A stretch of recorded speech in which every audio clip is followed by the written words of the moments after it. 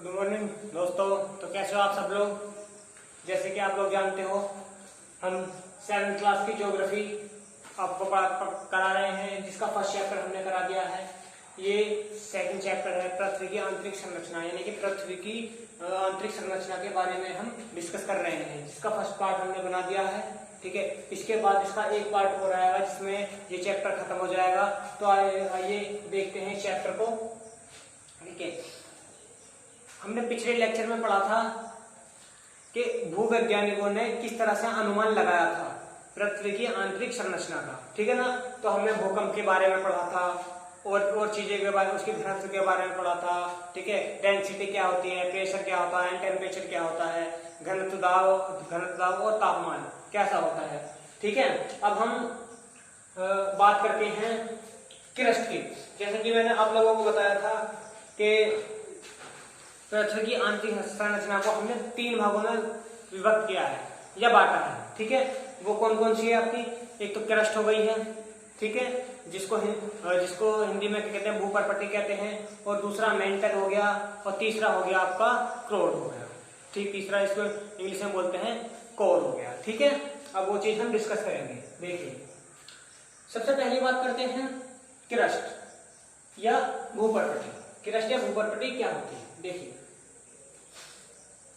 ये एक ठोस परत पृथ्वी का सबसे बाहरी भाग होता है। पृथ्वी का क्या होता है, सबसे भारी भाग होता है। ठीक है ना।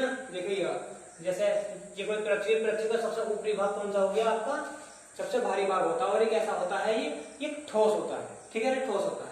अब बात क्रस्ट की बात करें इसमें, तो इसका निर्माण किस खनिज से होता है। निर्माण की बात करते हैं, निर्माण इसमें क्या होता है, सिलिका। ठीक है ना, सिलिका SI हो गया। ठीक है, और क्या हो गया आपका, एल्यूमिनियम हो गया, यानी कि प्लस Al हो गया। ठीक है, एल्यूमिनियम हो गया। तो इसका निर्माण किससे होता है, सिलिका और एल्यूमिनियम से होता है। किसका, क्रस्ट का या भूपर्पटी का। ठीक है भैया, भूपर्पटी का। इसे क्या क्या मिलता है, इसमें सिलिका और एल्यूमिनियम मिलते हैं। ठीक है, क्या हुआ है, इसलिए इसको क्या बोलते हैं, श्याल बोलते हैं। इसलिए इसको क्या बोलते हैं, श्याल। क्या बोलते हैं इसको, श्याल बोलते हैं। शॉर्ट फॉर्म में इसको क्या बोलते हैं, श्याल। यानी कि भूपर्पटी किसके निर्माण से बनी हुई है, वो श्याल के। SI से सिलिका, Al से एल्यूमिनियम। ठीक है, तो श्याल बोलते हैं। फिर इसकी बात करते हैं, इस परत को लिथोस्फीयर भी कहा जाता है। इस परत को क्या कहा जाता है, लिथोस्फीयर भी कहा जाता है। देखिए, लिथोस्फीयर क्योंकि यहाँ पर क्या है, ऑक्सीजन पाई जाती है। पृथ्वी के ऊपरी भाग पर परपटी पर क्या होती है, ऑक्सीजन होती है, यानी कि एयर होती है। ठीक है ना, इसी वजह से क्या होता है यहाँ पर लिथोस्फीयर, क्योंकि यहाँ पर क्या है, लाइफ है। ठीक है, उसके बारे में बात करते हैं। इसका घनत्व कितना होता है, 2.75 से लेकर 2.90 तक। जैसे कि मैंने आप लोगों को कल बताया था। ठीक है, जैसे हम पृथ्वी के अंदर को जाते रहेंगे, उसका घनत्व बढ़ता रहेगा, दाब बढ़ता रहेगा, और तापमान भी बढ़ता रहेगा। ठीक है ना। तो हम इसकी डेंसिटी की बात करते हैं, क्रस्ट की डेंसिटी की या घनत्व की, तो कितना है वो 2.75 से लेकर 2.90 तक है। ठीक है ना, तो इसका घनत्व है। देखो अभी तो थोड़ा कम है, हालांकि ये भी ज्यादा है, एक थोड़ा कम है, लेकिन आगे चल के ये क्या होगा, और भी ज्यादा हो जाएगा। ठीक है, तो ये थी क्रस्ट की बेसिक नॉलेज जो आपके चैप्टर में थी। ठीक है, और उसके बाद में दूसरे की बात करते हैं, मेंटल की। मेंटल क्या होता है, देखो मेंटल क्रस्ट का जो निचला भाग होता है, क्रस्ट का जो, देखिए ये क्रस्ट है, इसके नीचे का भाग होता है, वो क्या होता है, मेंटल होता है। ठीक है, वो क्या होता है, मेंटल होता है। ठीक है, मेंटल। देखिए, क्रस्ट के निचले भाग को मेंटल कहा जाता है। क्रस्ट के निचले भाग को क्या कहा जाता है, मेंटल कहा जाता है। और देखिए, मेंटल कहा जाता है, ये ध्यान रखना आपको मैं नेक्स्ट पार्ट में इसको चित्र के माध्यम से भी समझाऊंगा, जिसमें चीज छूट गई है वो भी बताऊंगा। ठीक है, बात करते हैं फिर पृथ्वी के आयतन का 83% तथा द्रव्यमान का 67% भाग यही होता है। ठीक है, मैंने आपको द्रव्यमान भी बताया था और इसका आयतन भी बताया, इसकी वॉल्यूम और मास दोनों। ठीक है ना, तो उसका वॉल्यूम कितना होता है 83% और उसका द्रव्यमान कितना होता है आपका, मास कितना होता है 67 भाग यहीं पर होता है। कहाँ पर होता है? मेंटल पर होता है।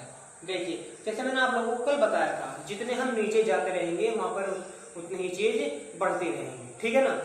पहले सोइल थी, सोइल से फिर तो आगे चलेंगे तो मतलब कि थोड़े छोटे छोटे स्मॉल पार्टिकल्स आएंगे, फिर उससे नीचे चलेंगे तो बड़े बिग पार्टिकल्स आएंगे, ठीक है। फिर उसके अंदर चलेंगे, बिल्कुल क्रश में पहुंच जाएंगे तो वहां पर एक तरह से हमें Fe यानी कि लोहा भी मिल सकता है, ठीक है। तो इसके निर्माण की बात करते हैं, मेंटल के निर्माण की बात करते हैं, तो इसमें क्या क्या चीज होता है? एक तो आपका सिलिका और मैग्नीशियम, सिलिका और मैग्नीशियम से इसका क्या होता है? निर्माण होता है, ठीक है। इसीलिए इसे क्या बोलते हैं? सीमा बोलते हैं। इसलिए इसे क्या बोलते हैं? सीमा। देखो सिलिका प्लस मैग्नीशियम तो क्या होगा? सीमा। तो इसको शॉर्ट फॉर्म में क्या बोलते हैं? सीमा। यानी कि मेंटल का निर्माण किससे होता है? सीमा से होता है। सी माने सिलिका, Ma माने मैग्नीशियम, ठीक है। तो और इसके बाद में इस परत को पायरोस्फीयर भी कहा जाता है। इस परत को क्या कहा जाता है? यानी कि मेंटल की जो परत होती है उसको क्या क्या कहा जाता है? पायरोस्फीयर भी कहा जाता है। अब देखो हम इसके घनत्व की बात करते हैं। देखो जैसे मैंने तुम्हें बताया था, यहाँ से यहाँ पहुंचा, अब देखो यहाँ से कहाँ पहुंचा है। देखिए इसके घनत्व की बात करते हैं, 2.90 से लेकर 4.75 तक, यानी कि जब हम ज्यादा नीचे गए तो क्या हुआ? उसका घनत्व क्या होने लगा? बढ़ने लगा, ठीक है, बढ़ने लगा। अब इस एक नोट है, हालांकि आपके सिलेबस में नहीं है, मैंने फिर भी डाल दिया है, इससे आपको याद रहे। कभी कभी क्वेश्चन बोल देते हैं, इसे ही वाइट ऑफ द अर्थ कहा जाता है। इसे क्या क्या कहा जाता है? White of the earth. अगर तुमसे कोई पूछने लगे कि वाइट ऑफ द अर्थ किसे कहा जाता है, तो आप क्या बताओगे? मेंटल को कहा जाता है, ठीक है, मेंटल को कहा जाता है। क्रस्ट के नीचे वाला भाग मेंटल को कहा जाता है। तो आई होप पार्ट सेकंड आपको ये छोटा सा ही टॉपिक था, फिर भी आपको समझ में आया हो। Thanks for watching, thank you.